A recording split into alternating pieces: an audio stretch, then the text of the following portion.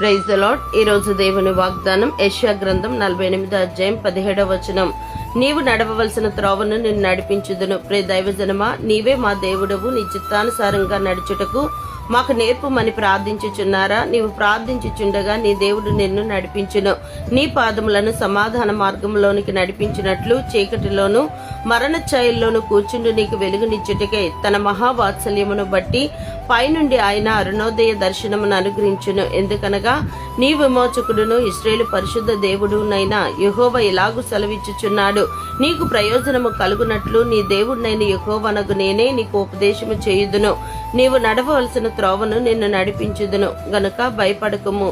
యెహోవా నిన్ను నిత్యము నడిపించును. క్షామకాలమున ఆయన నిన్ను తృప్తిపరిచి నీ ఎముకలను బలపరచును. నీవు నీరు కట్టిన తోట వలెను, ఎప్పుడును ఉబ్బుకుచుండు నీటి ఓట వలెను ఉండెదవు. దేవుడు మిమ్మల్ని దీవించునుగాక. ఆమెన్.